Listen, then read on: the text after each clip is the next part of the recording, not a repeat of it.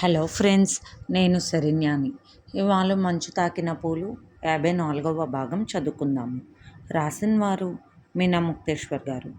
Satish friend గురించి ఆలోచిస్తూ ఉన్నాడు. సమీర్ ఫ్రెండ్ నవీన్కి ఫోన్ చేశాడు సతీష్. అసలు సమీర్ విషయంలో ఏం జరిగిందో ఏమైనా తెలుసా అన్నట్లు స్పష్టంగా కాకపోయినా వేరే రకంగా అడిగాడు. ఆ విషయాలన్నీ నాకు తెలియదు. అలా ఎలా జరిగిందో తెలియదు సతీష్. ఒకవేళ తెలిసినా చెప్పలేని పరిస్థితులు ఉంటాయి. నాకు తెలిసి ఎవరు చెప్పరు కూడా అన్నాడు నవీన్. తెలిసి అబద్ధం ఆడుతున్నాడు. అసలు సమీర్ విషయంలో ఇంత దారుణమైన నిర్ణయాన్ని తీసుకున్నది ఎవరు అనేది అర్థం కాలేదు. సమీర్ మరణం సహజమైనది కాదు అని తెలుస్తుంది. ఆ అమ్మాయి ఒంటరిగా మిగిలిపోయింది. ఫ్యామిలీ వాళ్ళు అటు వాళ్ళు ఇటు వాళ్ళు కూడా పట్టించుకోకుండా ఉన్నారు. ఆ అమ్మాయిని మన ఇంటికి తీసుకొస్తే అన్నట్లు మాట్లాడాడు సతీష్. లోకం రకరకాలుగా మాట్లాడుకుంటుంది సతీష్ అంటూ అన్షు చెప్పలేక అలాగే ఉండిపోయింది. సంతోష్ ఆడుకుంటున్నాడు. పాపాయి నిద్రపోతుంది. తాయారమ్మ గారు ఒక్కసారిగా వరండాలోకి వచ్చారు. ఏం మాట్లాడుతున్నావు సతీష్? ఆ అమ్మాయిని ఇంటికి తీసుకొస్తావా? అసలు నీకు పరువు ఉంటుందా? ఒక పక్క సంఘవి జీవితం ఏమిటో అర్థం కాకుండా ఉంది. ఇప్పుడు ఎవరో ఒక అమ్మాయి గురించి ఉద్ధరిస్తానంటున్నావు. ఆ అమ్మాయికి అటు అత్తింటి వాళ్ళ నుండి ఇటు పుట్టింటి వాళ్ళ నుండి ఏ ఆదరణ లేదు. బాధ్యత తీసుకుంటే జీవితకాలం తీసుకోవాల్సి ఉంటుంది. అలా తీసుకున్నప్పుడు లేనిపోని నిందలు పడాల్సి ఉంటుంది. భార్య బిడ్డలతో ఉన్న నువ్వు. మీ అక్క అలా విడిగా పెళ్లి పెటాకులు చేసుకుని ఆ విధంగా ఉన్న ఆమె మీరందరూ కలిసి కావలసినంత చెడు ఇంటి మీదకి తెచ్చుకుంటారు. అర్థం చేసుకోండి. పెద్దవాళ్ళ మాటలు మీకు నచ్చవు. అందుకే నేను మౌనంగా ఉంటున్నాను. కానీ విషయాన్ని చెప్పకుండా ఉండలేనంటూ కోపంగా చెప్పారు తాయారమ్మ గారు. సతీష్ కోపంగా ఏదో అనబోయి అన్షు చేయి పట్టుకునేసరికి మౌనంగా ఉండిపోయాడు. అప్పుడేమీ మాట్లాడలేదు. అన్షు అందరికీ టిఫిన్లు పెట్టింది. తాయారమ్మ గారు పిల్లలు నిద్రపోయారు. సతీష్ అలాగే డాబా మీద పడుకుని ఉన్నాడు ఒంటరిగా. అన్షు పైకి వచ్చింది. ఇక్కడ ఎంతసేపు ఉంటారు? మంచు పడుతుంది. లోపలికి రండి. వర్షంలో కూడా తడిచారు ఉదయం. జలుబు చేసింది. ఆరోగ్యం కూడా అంతగా బాగోలేదు కదా అన్నది అన్షు. మంచు పడుతుంది, లోపలికి వెళ్ళు అన్నాడు సతీష్. నా ఆరోగ్య విషయంలో మీకు శ్రద్ధ ఉంటుందో మీ ఆరోగ్య విషయంలో, మీ ఆలోచన విషయంలో నాకు అంతే శ్రద్ధ ఉంటుంది సతీష్. నా మాటలు కూడా ఒక్కసారి వింటారు అనుకుంటున్నాను అన్నది అన్షు. చెప్పు అన్నాడు సతీష్. అత్తయ్య గారు మాట్లాడిన విషయంలో ఏ తప్పు లేదు సతీష్. తిండి బట్ట ఇవ్వగలుగుతాం, కానీ సహనాకు మనశ్శాంతిని ఇవ్వలేము. అలాగే ఊరందరి ఆలోచనలలో రకరకాల ఊహలు మొదలవుతాయి, పుడతాయి. వాటి వల్ల నష్టమే కానీ మంచి జరగదు. పసిపాపతో ఒంటరిగానే ఉంటుంది. నేను అక్కడ మన ఇంట్లో పనిచేసే అమ్మాయిని ఉండమంటే ఉంటాను అంది. వెళ్తుంది కదా. మీరు కొన్నాళ్ళు ఆలోచించకండి. ఈ విషయంలో ఈ వేడి తగ్గాక నిర్ణయం తీసుకోవచ్చు మంచిగా అన్నది అన్షు. జరగరాని గౌరవం జరిగిపోయింది. సమీర్ని కావాలని చంపేశారు, కానీ ఎవరూ బయటపడడం లేదు. నాకు చాలా బాధగా ఉంది. వాడి ఆత్మ క్షోభిస్తుంది. వాడి భార్య బిడ్డ అలా అనాథులైపోయారు. ఎన్నో ఆశలున్నాయి వాడికి అంటూ బాధపడుతున్న సతీష్ని గుండెల్లో దాచుకుంది అన్షు. మీరిలా బాధపడుతుంటే నేను పిల్లలు ఏమైపోవాలి? మీ అమ్మగారు అసలే నాన్నగారు పోయాక దిగులుగా ఉంటున్నారు. పైగా వదిన విషయంలో మరింత దిగులుగా ఉంటున్నారు. కుటుంబ బాధ్యతలు చాలా ఉన్నాయి సతీష్. నువ్వు ఆలోచించే విధానం కరెక్టే కానీ కుటుంబాన్ని నిర్లక్ష్యం చేయకూడదు కదా. నీ బాధ్యతలు నువ్వు సక్రమంగా నిర్వహించు. సహన విషయంలో తీసుకోవాల్సిన బాధ్యతల గురించి మనిద్దరం పట్టించుకుందామని చెప్పింది అన్షు. నేను ఫోన్ చేస్తున్నాను, ధైర్యం చెప్పేలా మాట్లాడుతున్నాను సహనాతో అంటున్న అన్షు వైపు చూసి, నీ మాటలను జాగ్రత్తగానే వింటుందంట. ధైర్యంగా ఉంటాయి ఆ మాటలు వింటుంటే అని చెప్పేదంట సమీర్తో. సమీర్ అంటూ ఉండేవాడు. అందువల్ల నువ్వు మంచి మాటలు చెబుతూ ఉండు. మంచి పని చేస్తున్నావన్నాడు సతీష్ కిందకు మెట్లు దిగుతూ.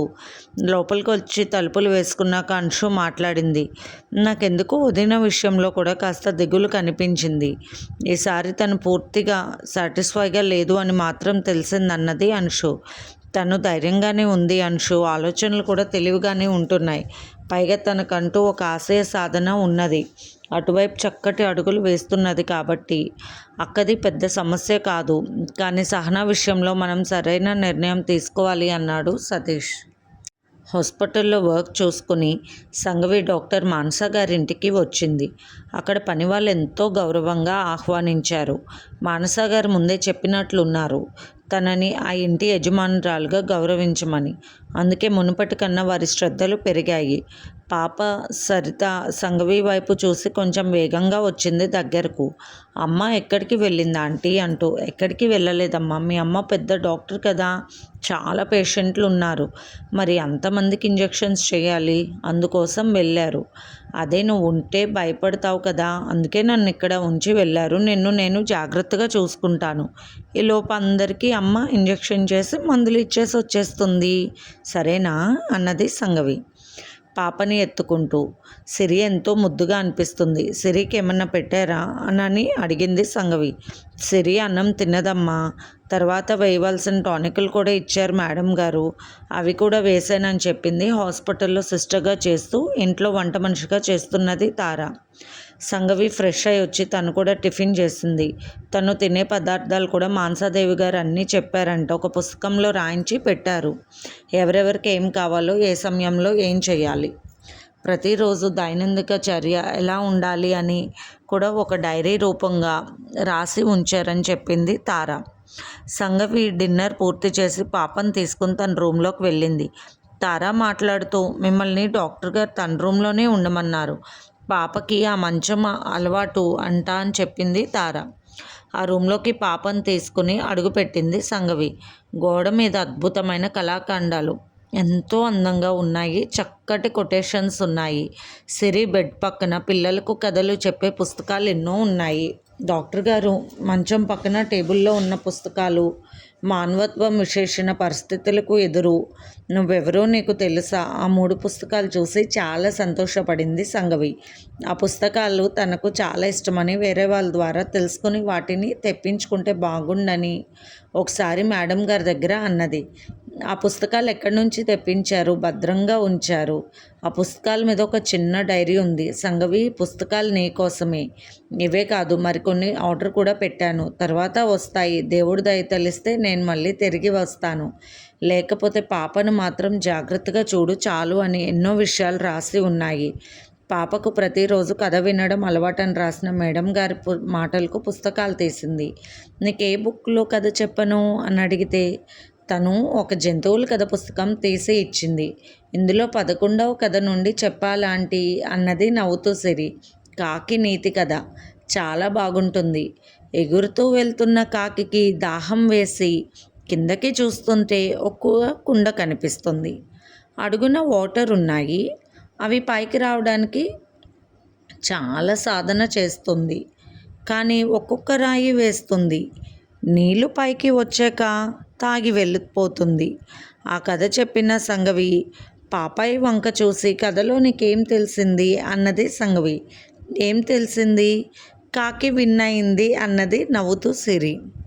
అది కాదు సిరి, నువ్వు తెలుసుకోవాల్సింది, ఎన్నో కాకులు బయలుదేరాయి ఎండలో, కానీ కింద ఉన్న కుండను చూశాయి. వెళ్తున్న వాటిలో 3 కాకులు, మిగిలిన కాకులు కుండలో నీరు ఎక్కడో అడుగున ఉన్నాయి, అవి మనం తాగగలిగే విషయం కాదు అని, అందుకు మన నోరు సహకరించదు అని ఎగతాళి చేస్తూ వెళ్ళిపోయింది ఒక కాకి. కష్టపడితే తాగొచ్చు అంటున్న నీతి తెలిపిన కాకి మాట మిగిలిన కాకి కూడా వినలేదు. ఇంత బదులు కొంత దూరం ఎగురుకుంటూ వెళితే ఏదో ఒక అవకాశం దొరక్క మానదు అని 2వ కాకి కూడా వెళ్ళిపోయింది. కానీ మంచి ఆలోచన చేసే కాకి మాత్రం ఓర్పుగా రాళ్ళు తెస్తూ వేస్తూ, విసుగు పడకుండా, అలసట చెందకుండా, దాహం వేస్తున్నా కూడా తన పట్టుదల విడవకుండా మొత్తానికి నీళ్లు పై వరకు వచ్చేలాగా రాళ్ళు వేసి నీళ్లు తాగగలిగింది. నిజానికి ఆ కుండలో నీరు తాగడానికే వీలే ఉండదు అనిపిస్తుంది చూడడమే, కానీ ఆలోచిస్తే మార్గం కనిపిస్తుంది. ఆ మార్గం తెలిసినప్పుడు మనకు ఓర్పు కూడా ఉండాలి అని తెలుస్తుంది. కథ ఎంతో నీతి కథ, అందరూ తెలుసుకోవాల్సిన విషయం అని చెబుతున్న సంఘవి వైపు చూసి ఆనందంగా నవ్వి చప్పట్లు కొట్టింది సిరి. నిజం, మమ్మీ ఎప్పుడూ చెప్పలేదు చివరకు నీతి వాక్యం, కానీ మీరు భలే చెప్తున్నారు. ఏదైనా మనకు నచ్చిన విషయం చెప్పినప్పుడు ఇలా చప్పట్లు కొట్టాలని మమ్మీ చెబుతారంటూ నవ్వింది సిరి. స్కూల్కి జాగ్రత్తగా వెళ్ళిపోవాలి నువ్వు, బాగా చదువుకోవాలి, అందరికన్నా ఫస్ట్ రావాలి. ఒకవేళ మార్కులను తగ్గి సెకండ్ వచ్చినా ఇబ్బంది పడకూడదు, మళ్ళీ ప్రయత్నించాలి. కాకి కథ తెలుసుకున్నావు కదా, అలా ఓర్పుతో సాధించాలి. అంతేకాని ఈ పని నేను చేయలేను అని మూర్ఖంగా అనుకోకూడదు. ఇది నాకొద్దు అని పక్కకు వెళ్ళిపోకూడదు. తెలుసు కదా, ఓర్పుతోనే సాధించాలి, నేర్పుతో సంతోషించాలి. సరేనా అని చెబుతున్న సంగవి వైపు చూసి నవ్వింది సిరి. చిన్న బిడ్డ అయినా సరికి ఎలా చెప్పాలో కథను అలాగే చెప్పి ఆమెకు మంచి నీతిని బోధించింది సంగవి. ఆ కథ విన్న అక్కడ పడుకున్న తార కూడా నవ్వుతూ ఉంది. నిజానికి కథను ఏదో సింపుల్గా వింటాము, వదిలేస్తాము. ఇలా ఈ కథలోని నీతిని ఇంత చక్కగా చెబుతుంటే నాకు కూడా తెలియని విషయం తెలిసింది అన్నట్లు అనిపిస్తుందని నవ్వేసింది తార. పాప నిద్రపోయింది, తార కూడా నిద్రపోయింది. సంగవి అలాగే పక్కన దివాన్ కాటు మీదకు వెళ్ళింది. బాగా అలసిపోయినట్లు అనిపించింది. ఆమె కూడా నిద్రలోకి జారిపోయింది. ఎవరెప్పుడు ఎక్కడ ఎలా ఉంటారో ఎవరికీ తెలియదు. ఏ అవసరం ఎవరితో ఎలా వస్తుందో కూడా తెలియదు.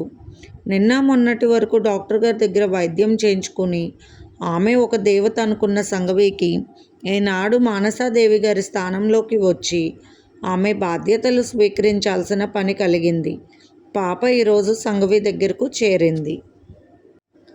ప్రతి కథకు ఒక మలుపు ఉంటుంది కదా. సంగవి కథకు ఏ మంచి మలుపు వస్తుందో మరి రాబోయే భాగంలో చూద్దాం.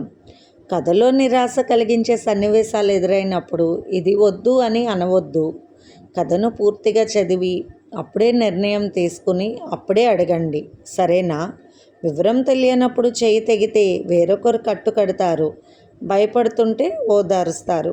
కానీ వివరం తెలిసిన తర్వాత ఒకవేళ చెయ్యి తెగినా కూడా తనకు తానే కట్టుకుని ధైర్యంగా ఉండే తెగువ నేర్చుకుని అందరికీ కూడా తెలివి చెప్పగలిగే స్థాయికి ఎదగడం అనేది కూడా తెలుసుకోవాలి. సంగవి హాస్పిటల్లో వర్క్ చేస్తూ ఉంది. పేషెంట్స్ రద్దీ బాగా ఉంది. ఆ రోజు సంగవికి కాస్త అలసటగా అనిపించింది.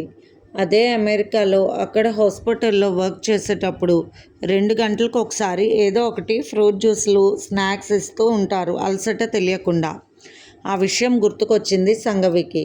ఈరోజు తనకి రెస్ట్లెస్గా ఉన్న విధానం అందరికీ అలా ఉంటుంది కదూ. హాస్పిటల్లో మొదలు పెడదాం, మనం కూడా సమయానికి ఏదో ఒకటి ఇవ్వడం అనుకున్నదే తడవుగా హాస్పిటల్కి సంబంధించిన కిచెన్ ఫ్లాట్కి ఫోన్ చేసి వారిని రమ్మని చెప్పింది. అలాగే మేడం, రేపటి నుంచి తప్పకుండా అన్ని ఏర్పాట్లు చేస్తాం. మీరు చెప్పినట్లు నైట్ డ్యూటీలు చేసే వారికి, ఎర్లీ మార్నింగ్ నుండి ఉన్నవారికి కాఫీ టిఫిన్లు కూడా అందజేయాలని మొత్తం చెప్పింది. వారికి ఎంతో సంతోషం కలిగింది. అందరి డాక్టర్స్తో ఆ రోజు మాట్లాడుతూ ఉన్నది సంగవి ప్రస్తుతానికి మానసాదేవి గారి పొజిషన్లో కూర్చుని ఉండడంతో పెద్దవాళ్ళైనా చిన్నవాళ్ళైనా డాక్టర్ సంగవికి మానసాదేవి గారికి ఇచ్చినంత గౌరవం ఇవ్వవలసిందే. ఆ విషయాలన్నీ కూడా మానసాదేవి గారు ముందే కరెక్ట్ చేసి వెళ్ళారు. అందుకే ఏ విషయం చెప్పాల్సిన అవసరం లేకుండా ప్రతి ఒక్కరూ కూడా సంగవి మేడం అంటూ ప్రతి విషయాన్ని చెబుతూ ఆమెను గౌరవిస్తూ ఉన్నారు. పెద్ద డాక్టర్గా మానసాదేవి గారు చూసుకునే విషయాలు మొత్తం కూడా సంగవి చూసుకునేలాగా మానసాదేవి గారు ఒక ఫైల్లో అన్నీ నోట్ చేసి సంగవికి అందజేయమని చెప్పడంతో అవి సంగవి ముందే అన్నీ కూడా తెలుసుకుంది. అంతేకాదు, ఏదైనా మంచిగా కనిపించే కొత్త విషయాలు కూడా నిరభ్యంతరంగా మొదలు పెట్టవచ్చని మానసాదేవి గారు తన అంగీకారాన్ని కూడా తెలియజేశారు. డాక్టర్స్ అందరూ సాయంత్రం కాఫీ, టీలు, ఫ్రూట్ జ్యూసులు తాగుతూ నర్సింగ్ స్టాఫ్తో సహా అందరూ ఉన్నారు అక్కడ.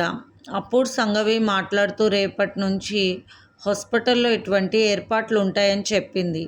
నైట్ డ్యూటీలు చేస్తున్న డాక్టర్లకి, కాంపౌండర్స్కి, నర్సులకి అందరికీ కూడా టిఫిన్లు, టీలు వారికి ఏది ఇష్టమో అది ముందే చెబితే వారు ఏర్పాట్లు చేస్తారు. ఒక్కొక్కరికి ఇష్టం కష్టం ఉంటాయి, అవన్నీ కూడా మీ నెంబర్ ఇచ్చి నోట్ చేస్తే దాని ప్రకారం సిబ్బంది రెడీ చేస్తారంటూ చెప్పింది. 11 గంటలకు తప్పనిసరిగా ఫ్రూట్ జ్యూస్ ఇవ్వాలని, అది కూడా ఎవరికి ఇష్టమైనది వారు చెప్పొచ్చని అన్నీ కూడా మాట్లాడింది సంగవి. పేషెంట్స్కి సరైన ఫుడ్ పెట్టాలని అమెరికాలో కొన్ని సిస్టమ్స్ గ్రహించింది సంగవి. ఆ విధంగా మానసిక స్థితి సరిలేని వారికి తినే ఆహారాన్ని వారు సులువుగా తీసుకునే పద్ధతిలో అందించే విధానాలు కొన్ని చర్చించింది. పేషెంట్ల విషయంలో అందరూ కూడా ప్రత్యేకమైన శ్రద్ధ తీసుకోవాలి. ప్రతి సంవత్సరం కూడా ఆ విధంగా శ్రద్ధ తీసుకున్న డాక్టర్కి ఒక ప్రజెంటేషన్ ఉంటుంది. అలాగే పేషెంట్లను బాగు చేసిన విధానంలో ఎవరి స్కోర్ ఎక్కువగా ఉంటుందో వారికి 4 సంవత్సరాలకు ఒకసారి ఖచ్చితంగా ఏదో ఒక విలువైన బహుమానం ఉంటుంది అంటూ సంఘవి చెబుతున్న మాటలు అందరినీ ఆకర్షించాయి. పైగా నర్స్ సిబ్బందికి మాత్రం ప్రత్యేకంగా చెప్పింది. ఓర్పుతో నేర్పుతో వర్క్ చేసిన సిస్టర్స్కి జీతంలో వారు పనిచేసిన తీరును బట్టి ప్రత్యేకమైన మనీ కలిపి ఇవ్వడం జరుగుతుందని చెప్పింది. వారు చేయాల్సిన పనులు కూడా కొన్ని ప్రత్యేకమైన విషయాలను చర్చించింది. అంతకు ఇష్టమైన వారే గ్రూప్ ఏ సెక్షన్లో ఉండవచ్చు అని కూడా చెప్పింది. తప్పకుండా మేడం అంటూ ఇష్టపడ్డ వాళ్ళు ఒప్పుకున్నారు. వారెంతో ఓర్పుతో నేర్పుతో చేసిన వృత్తి ధర్మానికి సరైన జీతాన్ని అందించాలని సంఘవి తీసుకున్న నిర్ణయం అందరికీ బాగా నచ్చింది. సంఘవి ప్రతిరోజు రౌండ్స్కి వెళ్ళి అందరినీ చూసి ఏ పేషెంట్ పరిస్థితి ఎలా ఉందో, వారికి మెడిసిన్ సిస్టమ్ ఎలా ఉందో చాలా శ్రద్ధగా ప్రతి విషయాన్ని కూడా చూసి వస్తుంది. పేషెంట్లందరినీ చూడడం అయిపోయిన తర్వాత సంఘవికి మనసు ఒకలా అనిపించింది. హాస్పిటల్ ముందున్న పూల తోటలో కూర్చుని ఉంది. సాయంత్రం ఒక్కసారి ఇంటికి వెళ్తే బాగుంటుంది, తమ్ముడితో మాట్లాడాలనిపిస్తుంది అనుకుంది సంఘవి. అనుకున్నదే తడువుగా సతీష్ వస్తూ కనిపించాడు. ఏదో ఒకలాగా నడిచి వస్తున్న తమ్ముడిని చూసి కళ్ళనీళ్ళు పెట్టుకుంది సంఘవి. సతీష్ అంటూ ఒక రకమైన భావోద్వేగంతో చూసింది సంఘవి. నిజంగా సమీర్ను పోగొట్టుకోవడం వల్ల సతీష్ ఎంతగా డీలా పడిపోయాడు అనుకున్న సంఘవికి లేచి ఎదురు వెళ్ళి సతీష్ చెయ్యి పట్టుకుంది. సంఘవి పైకి లేచి ఎదురు వెళ్ళి సతీష్ చెయ్యి పట్టుకుంది. ఏమిట్రా, అసలు నిద్రపోవడం లేదా? అలా ఉన్నావేంటి సతీష్ అని అడిగింది సంఘవి. అక్క అంటూ అక్క దగ్గరే కూర్చుంటూ అలాగే చేతుల్లో ముఖం దాచుకుని బాధపడిపోయాడు సతీష్. సంఘవి ఓదార్చింది, కళ్ళ నీళ్ళు తుడుచుకుంది. సతీష్ అన్నీ తెలిసిన వాడివి, 2 బిడ్డలు ఉన్నారు, అంశు ఉంది, అమ్మని చూసుకోవాలి, ఇవన్నీ కూడా నీ బాధ్యతలు కదరా. ఎందుకలా? నువ్వే ఇలా ఉంటే ఇల్లంతా అలాగే ఉంటుంది కదూ అని సతీష్కు మనసుకు సర్ది చెప్తూ ఉన్నది సంఘవి. అస్సలు నిద్ర పట్టడం లేదక్క, కళ్ళు తెరిచిన కళ్ళు మూసిన వాడే కనిపిస్తున్నాడు. ఆ అమాయకురాలైన అమ్మాయి జీవోత్సవంలా కనిపిస్తుంటే మనసు బాధపడిపోతుందక్క. ఇవన్నీ సరే అనుకుంటే అంశు నువ్వు కూడా ఏదో దిగులుగా ఉన్నావని చెప్పింది. నీ ధైర్యం, నీ పట్టుదల, నీ కెరీర్ పైన నీకున్న ఆశయాలన్నీ నాకు తెలుసు కాబట్టి నేను నమ్మలేదులే అంటున్న తమ్ముడు వైపు చూసి, అవును తమ్ముడు, పైన వేసుకున్న తెల్లకోట్ లోపలున్న నల్లటి చీకటి వలయంలా చుట్టుకున్న ఆలోచనలను తెలియకుండా చేస్తాయి కాబోలు. ఇది ఒక మంచి విషయమే అని అనుకుంది మనసులో సంఘవి. నాకు తలంతా మంటగా ఉంది అక్క, ఒక రకంగా ఏదోలా అనిపిస్తుంది, ఎవరు పలకరిస్తున్నా చిరాగ్గా అనిపిస్తుందని చెబుతున్న సతీష్ మాటలకు సంఘవి ఒకసారి లోపలికి రా అంటూ తీసుకువెళ్ళి సతీష్ని టెస్ట్ చేసింది. బీపీ ఎక్కువగా ఉందిరా, సమీర్ గురించి ఆలోచిస్తూ నిద్రపోవడం లేదు, అందువల్లే బీపీ పెరిగిందని గ్రహించి బలానికి ఒక ఇంజెక్షన్ చేసి హాయిగా నిద్ర రావడానికి ఇంజెక్షన్ చేసింది సంఘవి. భయపడకు సతీష్, కాస్త నిద్ర పడుతుంది, మనశ్శాంతిగా నిద్రపో అంటూ తన రూమ్లోకి తీసుకెళ్ళి పడుకోమని చెప్పి అక్కడ సన్నటి సంగీతం వచ్చేలాగా మ్యూజిక్ సిస్టమ్ ఆన్ చేసింది. కాసేపటికి అలాగే నిద్రలోకి జారిపోయాడు సతీష్. ఇంతలో అంశు వచ్చింది. వదినా అంటూ ఉన్న అంశు కళ్ళల్లో నీళ్ళు ఏమైందమ్మా అని అడిగితే, ఏమీ లేదు, ఆయన మరీ ఒకలాగా బిహేవ్ చేస్తున్నారు, నిద్రపోవడం లేదు, తను ఇక్కడికి కానీ వచ్చారా అంటూ అడిగింది.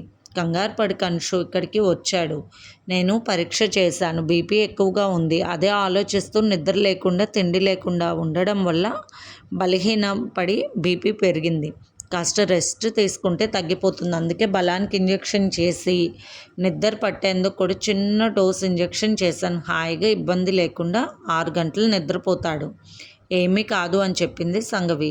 సతీష్ కాలు పట్టుకుని, కాలు కూడా చల్లగా ఉన్నాయి వదిన, పొద్దున్న ఊరికే కాళ్ళకు నూనె రాస్తుంటే పెద్దగా అరిచారు కోపంగా, భయం వేసింది, బాబు ఒక్కటే ఏడుపు, పాపాయి కూడా ఏడ్చింది, అందుకే చాలా భయం కలిగింది, ఏమిటి ఇలా బిహేవ్ చేస్తున్నారని భయపడ్డానన్నది అంశు.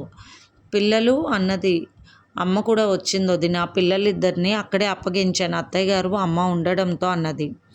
అంశు వాళ్ళకు ఫోన్ చేసి చెప్పింది, వదిన దగ్గరకు వచ్చాము సతీష్ నేను అని చెప్పింది. Fruit juice తెచ్చిచ్చింది అంశుకి. అంశు మళ్ళీ ఒళ్ళు వస్తుంది, ప్రెగ్నెన్సీలో ఒళ్ళు రావడం సహజమే, కానీ నీరు అలా నిలబడిపోతున్నట్లు ఫేస్ కూడా ఒక రకంగా అవుతుంది. ఆరోగ్యం జాగ్రత్త. ఫీడింగ్ ఇచ్చే తల్లివి కాబట్టి బలమైన ఆహారం తీసుకోవడం తప్పదు. కానీ శరీరం పట్ల శ్రద్ధ వహించాలి. నువ్వు కాసేపు వాకింగ్ చేయమ్మా అంటూ ఆమెకు తినవలసిన ఆహార పదార్థాలు, పాటించాల్సిన జాగ్రత్తలు చెప్పింది సంగవి. వదిన, మీరిప్పుడు పూర్తిగా డాక్టర్గా మారిపోయారు.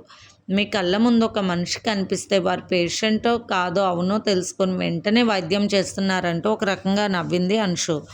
సహనా గురించి ఇద్దరూ చెప్పుకున్నారు, బాధపడ్డారు. సంగవి మాట్లాడుతూ, సహనాకి ఇబ్బంది ఏమీ లేదు. అక్కడ కార్యక్రమాలు పూర్తయిన తర్వాత ఇక్కడ హాస్పిటల్లో రూమ్ ఉంది. అక్కడ ఉంటూ బిడ్డను చూసుకుంటూ తనకిష్టమైన పని చేయొచ్చు, లేకపోతే అలాగే ఉండొచ్చు అని చెప్పింది సంగవి. అది మంచి విషయమే. ఒకప్పుడు నేను ఫ్రెండ్నే కదా వదినా నీకు అన్నది అనుకోకుండా అంశు. అవును అంశు అన్నది సంగవి సందేహంగా అంశు వైపు చూసి నవ్వుతూ.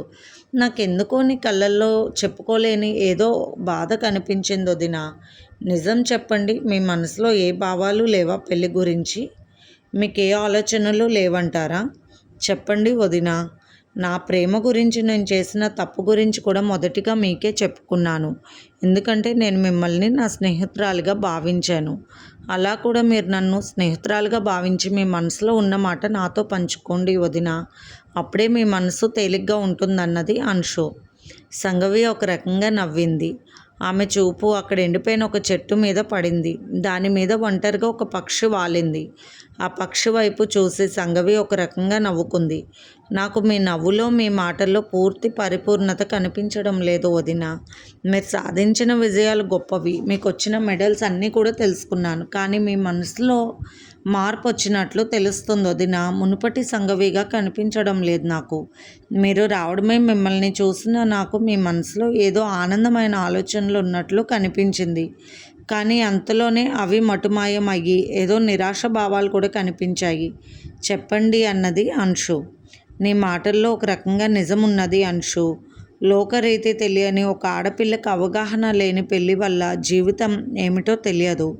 వెంటనే చెప్పిన అబ్బాయితో పెళ్ళి అవడం, గదిలోకి పంపడం జరుగుతుంది. ఆ వ్యక్తి తెలివిగా ఎదుట వ్యక్తి మనసును గెలుచుకుని ఆ తర్వాత వారిద్దరూ ఒకరికొకరు ప్రేమగా అల్లుకుపోయే విధానం వేరు. కానీ ఒక ఎదిగిన ఆడపిల్ల మనసులో ఏమీ తెలియని భావాలున్నాయి అని ఆమెను పెళ్లి చేసుకున్న అవతల వ్యక్తి కూడా అనుకునే అవకాశం ఉండదు. అందువల్ల వారు చూసిన పద్ధతుల్లో అదేవిధంగా మనిషి మీద ఎగబడినట్లు తనకు కావాల్సింది. ఏదో లాక్కున్నట్లు అవతల వ్యక్తికి అదే సమయంలో ఏం కావాలో కూడా గ్రహించినట్లు ప్రవర్తించే మగవారి వల్ల నిజంగా ఏమీ తెలియని అమ్మాయిలకు చాలా బాధ. కనీసం తన మనసులో ఉన్న మాట బయటకు చెప్పుకోలేని తత్వం ఉన్న ఆడపిల్లలకు అది నరకం అని చెబుతున్న సంగవి వైపు అలాగే చూసింది అంశు. నిజం వదిన, మీరు చెప్పేది చాలా నిజం. వయసు పెరుగుతుంది కానీ కొందరికి మనసు పెరగదు. ఆ మనసు పెరగలేదని తెలుసుకోకుండా వారికి కావలసిన విషయాలు దోచుకున్నట్లు ప్రవర్తించే మగవారి తీరు వల్ల ఆడవారి సున్నితమైన మనసు దెబ్బతింటుందన్నది అంశు. అవునమ్మా, అలా నా పెళ్ళి, నా జీవితం అంతా 3 ముచ్చట్లో 3 నెలల్లో ముగిసిపోయింది. ఆ 3 నెలల కాలంలో నేను పడ్డ సుఖం లేదు అని చెప్పాలి. నా భర్త అనే బంధం నా మనసులో అని నిగూఢంగా నిలిచిపోయి ఉన్నది అన్న ఆలోచన కూడా నాకు తెలియలేదు అని చెప్పాలి. నేను చదువుకునేటప్పుడు ఇక్కడ ఉన్నంతకాలం జీవన్ నన్ను అడిగినప్పుడు కూడా నేను మౌనంగా ఉండిపోయాను. కానీ అంటున్న సంగవి మాటకు అప్పుడే వచ్చిన నర్సు, మీకోసం వేరే వాళ్ళు వచ్చి ఎప్పటి నుంచి ఇక్కడే కూర్చుని ఎదురు చూస్తున్నారు మేడం అని చెప్పింది. మీరు చూశారు అనుకున్నాను మేడం, సారీ అన్నది ఆ నర్స్.